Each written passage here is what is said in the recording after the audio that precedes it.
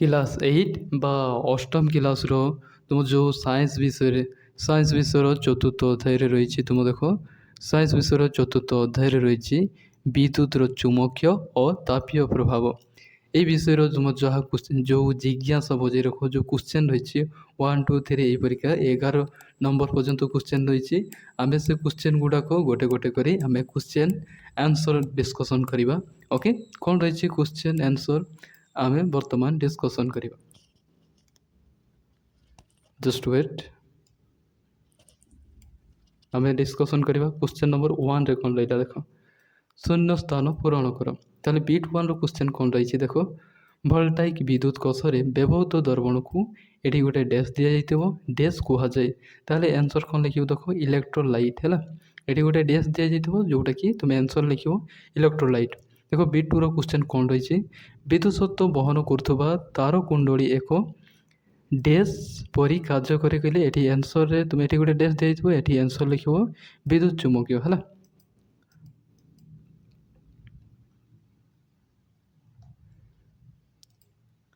ଏଠି କିଛି ଉତ୍ତର ଦେଇଛି ଦେଖ, ଯେଉଁଟା ବିଟ୍ 1ର କ୍ୱେଶ୍ଚନ୍ର ଆନ୍ସର୍ ହେବ ଇଲେକ୍ଟ୍ରୋଲାଇଟ୍ ଏବଂ ବିଟ୍ 2ର କ୍ୱେଶ୍ଚନ୍ର ଆନ୍ସର୍ ହେବ ଚୁମ୍ବକ ବା ବିଦ୍ୟୁତ ଚୁମ୍ବକ ଲେଖିପାରିବ। ହଁ, କ୍ୱେଶ୍ଚନ୍ ନମ୍ବର ସେକେଣ୍ଡକୁ ଯିବା। ପିଲାମାନେ ଦେଖ, ଯେଉଁମାନେ ସେକେଣ୍ଡ ନମ୍ବର କ୍ୱେଶ୍ଚନ୍କୁ ଯିବା ପୂର୍ବରୁ ଯେଉଁମାନେ ବିଏସ୍ସି ଓଡ଼ିଶା ମାଷ୍ଟର ଚ୍ୟାନେଲ୍କୁ ସବସ୍କ୍ରାଇବ୍ କରିନ, ସବସ୍କ୍ରାଇବ୍ କରି ଜଏନ୍ କର। ଏହା ଫଳରେ ଦେଖ ଯାହା ବି ଇମ୍ପୋର୍ଟାଣ୍ଟ ଭିଡ଼ିଓ ଅପଲୋଡ଼ ହେବ ତୁମେ ସର୍ବପ୍ରଥମେ ପାଇପାରିବ। ତା ସହିତ ଇମ୍ପୋର୍ଟାଣ୍ଟ ଇନଫର୍ମେସନ୍ ଯାହା ବି ରହିବ ସବୁବେଳେ ହେଲ୍ପ ସପୋର୍ଟ ମିଳିବ। ଓକେ, ତେଣୁ ସବସ୍କ୍ରାଇବ୍ କରି ଜଏନ୍ କରିଥାଅ। ତାହେଲେ ବିଟ୍ 2 କ୍ୱେଶ୍ଚନ୍କୁ ଦେଖିବା କ'ଣ ରହିଲା ଦେଖ। ବିଟ୍ 2ର କ୍ୱେଶ୍ଚନ୍ ତୁମକୁ କହିଲା ସଠିକ୍ ବିକଳ୍ପ ବାଛ। ତାହେଲେ ବିଟ୍ 1ରେ କ'ଣ କ୍ୱେଶ୍ଚନ୍ ରହିଛି, ଭୋଲ୍ଟାଇକ୍ ବିଦ୍ୟୁତ କୋଷ ତୁଳନାରେ ଶୁଷ୍କ ବିଦ୍ୟୁତ କୋଷଗୁଡ଼ିକୁ ସହଜରେ ନେବା ଆଣିବା କରି ହୁଏ, ଏ ସତ୍ୟ ନା ମିଥ୍ୟା। ତାହେଲେ ତୁମେ ଆନ୍ସର୍ ଲେଖିବ ସତ୍ୟ ହେଲା, ସତ୍ୟ ହେବ ସଠିକ୍ ଆନ୍ସର୍।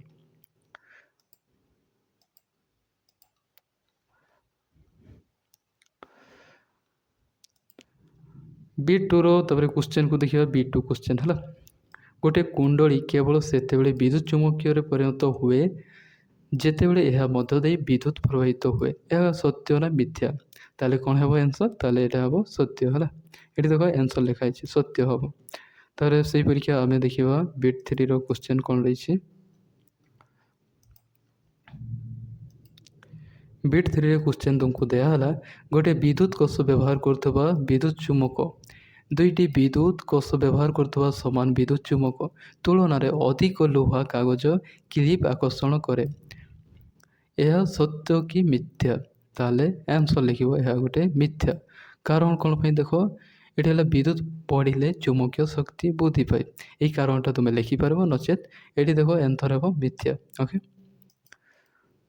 ଆମେ ତା ପରବର୍ତ୍ତୀ କ୍ୱେଶ୍ଚନ୍ ନମ୍ବର 3କୁ ଦେଖିବା କ'ଣ ରହିଛି। କ୍ୱେଶ୍ଚନ୍ ନମ୍ବର 3କୁ ଦେଖ, ଏକ ବିଦ୍ୟୁତ ସତ୍ତ୍ୱ ନିକ୍ରୋମ ତାର ଦେଇ ଅଳ୍ପ ସମୟ ପାଇଁ ପ୍ରବାହିତ ହେଲେ ତୁମକୁ ବିଟ୍ 1ରେ ଦେଇଛି ତାରଟି ଗରମ ହୋଇଯାଏ, ନା ବିଟ୍ 2ର ଦେଇଛି ତାର ତଳେ ରଖାଯାଇଥିବା ଚୁମ୍ବକୀୟ କମ୍ପାସ ବିକ୍ଷେପ ହୁଏ। ତାହେଲେ କେଉଁଟା ଆନ୍ସର୍ ହେବ କହୁଛି। ତାହେଲେ କିଛି ଏଠି ତୁମକୁ ଅପସନ୍ ଦିଆଯାଇଛି। ଦେଖ ଉପରୋକ୍ତ ମଧ୍ୟରୁ ସଠିକ୍ ବିକଳ୍ପକୁ ବାଛ। ତାହେଲେ ଅପସନ୍ କରେ ଦିଆଗଲା କେବଳ 1ଟା ଠିକ୍ ହେବ ନା ବିଟ୍ 1ଟା ଠିକ୍ ହେବ ନା। ଅପସନ୍ ଖରେ ଦିଆଗଲା କେବଳ ବିଟ୍ 2ଟା ଠିକ୍ ହେବ ନା।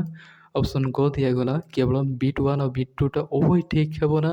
ଅପସନ୍ ଘ ଅପସନ୍ ଦିଆଗଲା ଉଭୟ ବିଟ୍ 1 ବିଟ୍ 2 ମଧ୍ୟରୁ କୌଣସି ଠିକ୍ ନୁହେଁ। ତାହେଲେ କେଉଁଟା ଠିକ୍ ହେବ ବୋଲି କହୁଛି। ତାହେଲେ ଠିକ୍ କେଉଁଟା ହେବ, ଠିକ୍ ହେବ ତୁମର ଯେଉଁ ଅପସନ୍ ଗଟା ଠିକ୍ ହେବ, ଉଭୟ ବିଟ୍ 1 ବିଟ୍ 2 ଠିକ୍ ହେବ ହେଲା।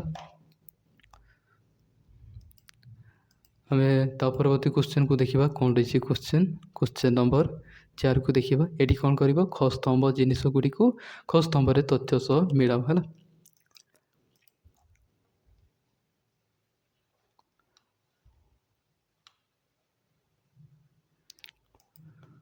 ପ୍ରଥମେ ଖ ସ୍ତମ୍ଭ ଦିଆଯାଇଛି ଆଉ ଗୋଟେ ଖ ସ୍ତମ୍ଭ ଦେଇଛି। ତାହେଲେ କ ନମ୍ବର ଯେଉଁ ଅପସନ୍ କର ଭୋଲ୍ଟାଇକ୍ କୋଷ ଏଇଟା କେଉଁଠି ମିଳେଇବ, ତାହେଲେ ସଠିକ୍ ଆନ୍ସର୍ ହେବ ମିଳେଇବ ଅପସନ୍ ଗକୁ ହେଲା। ଖ ସ୍ତମ୍ଭର ଯେଉଁ ଅପସନ୍ ଘ ଥିବ ସେଇଟାକୁ ଠିକ୍ ହେବ, ଯେଉଁଟା ରାସାୟନିକ ପ୍ରତିକ୍ରିୟା ଦ୍ୱାରା ବିଦ୍ୟୁତ ଚୁମ୍ବକୀୟ ଉତ୍ପନ୍ନ ହୁଏ।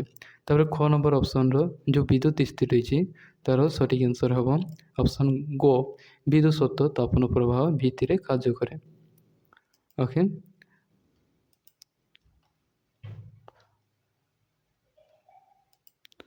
तो देखो जो क नंबर गटा निक्रम तार सठिक हम ऑप्शन क विद्युत हीटर पर सर्वाधिक उपयोगी ऑप्शन घ देखिए विद्युत चुम्बक जोटा कि ये सठिक आंसर है ऑप्शन ख जो विद्युत सत्व चुम्बकीय प्रभाव भित्ति कार्य करे ये सब है मिल पार यह हम सठिक आंसर ये तुमको ये कि आंसरटा ही ये कि लिखा जाइए ओके।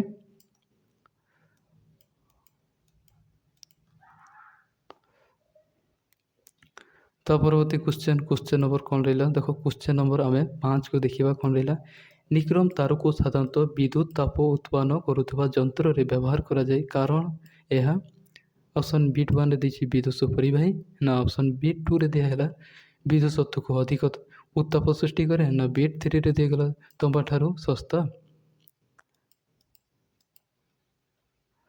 आउ बीट 4 दिगला विद्युत को परिवाही सठिक आंसर हम बी 2टा हम सठिक आंसर कारण विद्युत सत्व अधिक उत्ताप सृष्टि करे कारण निक्रम तार ये कारण ये लिखिपार न लिखले भी चलो जदि लिखिपार कारण हूँ निक्रम तार विद्युत प्रतिरोधक शक्ति अधिक होती विद्युत प्रभावित हेले अधिक तापज शक्ति उत्पन्न हुए कारणटा लिखिपर आम ता परवर्ती क्वेश्चन को देखा कौन रही क्वेश्चन नंबर देख 6 को देखा कौन रहा वैदिक तापन उपकरण गुड़िक जेपरिक वैदिक हिटर है कि चूल्हा है पारंपरिक तापन पद्धति जमीक काठ कि अंगारक जलैवा ठारू अधिक सुविधाजनक बोली विवेचना कराए सामाजिक और परिवेश प्रभाव को विचार कर तथ्यर समक्षरे कारण सपक्षरे कारण दर्शाऊँ ताले आंसर कौन कौन लिख देख ये आंसर लिख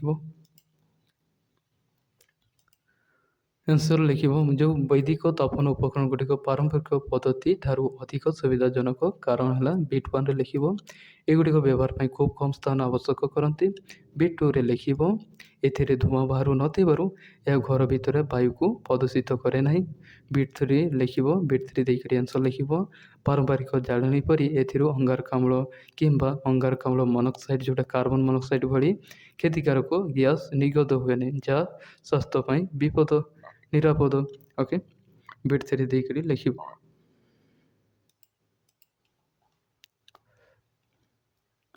बीट 4 लिख देख बीट 4 लिख एगुड़िक अधिक नियंत्रित एवं एथिरे दुर्घटना जनित अग्निकांड घटवार संभावना खूब कम थाए ओके।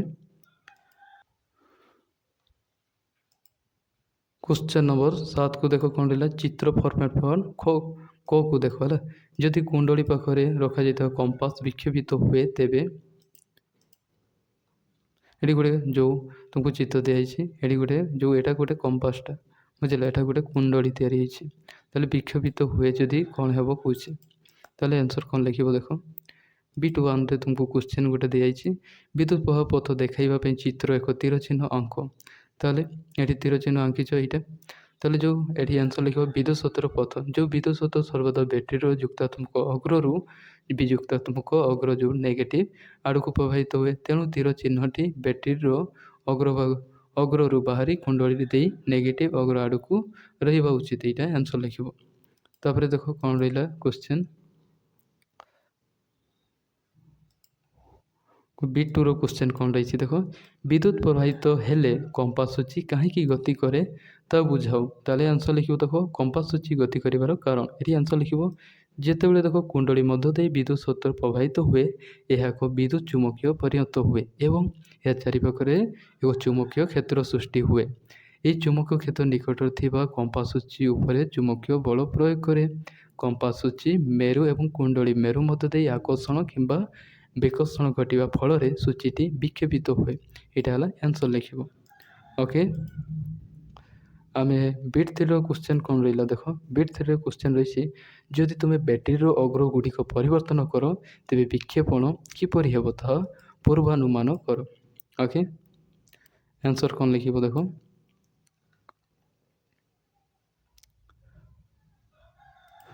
आंसर लिख जो बैटेरी अग्र परिवर्तन हेले जदि बैटेरी अग्र गुड़िक बदल दि जाए तेज विद्युत सत्वर प्रभाव दिग मद विपरीत हो फलस्वरूप सृष्टि होता विद्युत मेरु चुम्बक मेरु जमी उत्तर रु दक्षिण परिवर्तन हो जहाँफल कंपास सूची विक्षेपण दिग पूर्व अपेक्षा विपरीत हम यहाँ आंसर लिख क्लियर। आम ता परवर्ती क्वेश्चन कौन रही देखा। क्वेश्चन नंबर देख 8 को देखा कौन रहा। पारमिक कहानी रे थिबा शुभ्रश्री तार उत्तोलन विद्युत चुम्बक मॉडल स्विच को बंद करने को भूलीगला। किछि समय पर लोहा कंटाटी आ लोहा कागज क्लिप गुड़िक उठाई पारुना किंतु लोहा कंटारे गुड़ाई जाइथिबा तार एपर्यंत गरम अच्छी। उत्तोलन विद्युत उत्तोलक विद्युत चुम्बक कहीं क्लिप गुड़िक उठाइबा बंद कला यह संभाव्य कारण दर्श। ताले आंसर कौन लिख देख। उत्तर लिख प्रथम है पॉइंट B1 क्लिप न उठाइबार कारण लिख। उत्तर लिख एक विद्युत सत्व बहन करुवा कुंडली केवल से पर्यंत चुम्बक परि कार्य करे जे पर्यंत से विद्युत प्रभाव होता है। स्विच बंद करने को भूली जावा जो दीर्घ समय धरी विद्युत प्रभाव फल बैटेरीर समस्त रासायनिक शक्ति शेष हो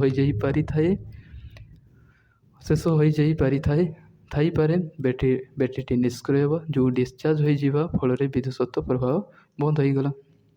ओके यहाँ है आंसर लिख। B2 को देकर तुम आंसर लिख B2 देव तब लिख जो चुम्बकीय प्रभाव ह्रास ये लिख विद्युत सत्व प्रभाव बंद हो कुंडलीर यार चुम्बकीय गुण हराई थाए तेणु लोहा कंटाटी जहाँ एक चुम्बकीय भाव में कार्य करुला आ कागज क्लिप गुड़िक आकर्षण कर B3 देकर लिख तार गरम रही कारण लिख विद्युत सत्व प्रभावित होता समय विद्युत सत्वर तापज प्रभाव जोटा हिटिंग इफेक्ट जो तारटी कौन है अत्यधिक गरम होता विद्युत प्रभाव बंद होगा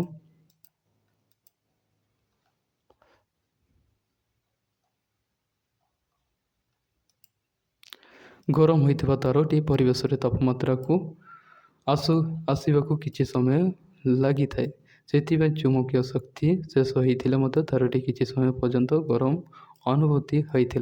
यहाँ आंसर लिख। Okay clear. आम ता परवर्ती क्वेश्चन को जीवा। देखो क्वेश्चन नंबर 9 को देखा कौन रहा। ये देखो चित्र दी चित्र 4.11 रे क्यों क्षेत्र स्विच मुदित क्लोज हेले एलईडी जलिबो ताले ये दुईटा चित्र देछि। ये चित्र 1 रे जो ख देछि ये देख लुहा कंटा नहीं तंबा तार नहीं जमती स्विच को कनेक्शन करने कथा सेमती किंतु ये लेंबू रस नि चित्र नंबर जो ख रही ये देख लुहा कंटा नहीं आठ तंबा तार नहीं एवं ये डिफरेन्ट कहले ये शुद्ध पानी नहीं लेंबू पानी हेले शुद्ध पानी आमती कनेक्शन होगा कथा सेमती होती कौन एलईडी बल्ब जलिब कौन जलिब ना बोली कहूँ ताले जो आम आंसर लिख देख कौन कौन जलिब उत्तर में ख क्षेत्र में एलईडी जलिब कारण कौन पर लिखब है कारण है लेंबू रस हूँ एक इलेक्ट्रोलाइट जहाँ एक दुर्बल अम्ल जिते बड़े इलेक्ट्रोलाइट तंबा स्ट्रिप बा लुहा कंटा ये इलेक्ट्रोलाइट को संस्पर्श आसती से मध्य रासायनिक प्रतिक्रिया घटी विद्युत शक्ति उत्पन्न हुए परिपथटी संपूर्ण हेले एलईडी जली उठे है यहाँ लिखब एवं जो बीट ख नंबर जो चित्र रही सेठी जलिब कि नहीं से लिखब ये है ख क्षेत्र चित्र नंबर ख क्षेत्र में जलिब ना न जलिबार कारण ये लिखब विशुद्ध जल व्यवहृत होइछि विशुद्ध जल विद्युतर कुपरभाई एवं यह इलेक्ट्रोलाइट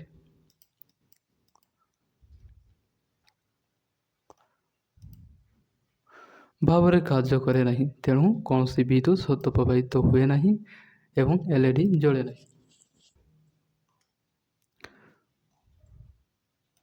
आम ता परवर्ती क्वेश्चन नंबर 10 को देखा कार्य 4.4 पर नेहा कुंडली को समान रखी किंतु लुहा कंटा को व्यवहार करी केवल तार कुंडली रखी कुंडली तथापि कंपास को विक्षेपित कर कि जदि हाँ तेज विक्षेपण पूर्व अपेक्षा कम बा ना अधिक यहाँ लिखिपार जो को चित्र अच्छी ये देख तुमको लोहा नहीं एवं ख नंबर रही तंबा एवं ग नंबर रही एल्युमिनियम क नंबर चित्र नहीं निक्रम है ताले आंसर कौन लिख देख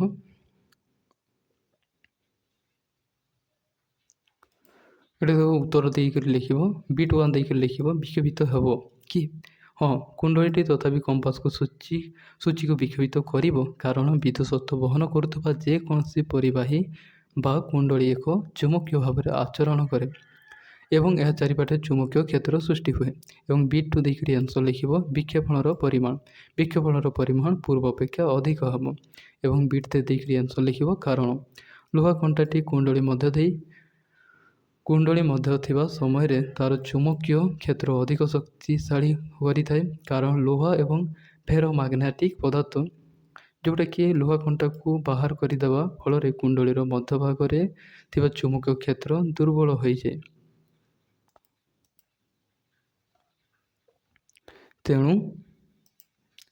ତେଣୁ କମ୍ପାସ ସୂଚୀ ବିକ୍ଷେପଣ ପୂର୍ବରୁ ଅପେକ୍ଷା କମ୍ ହୋଇଥାଏ।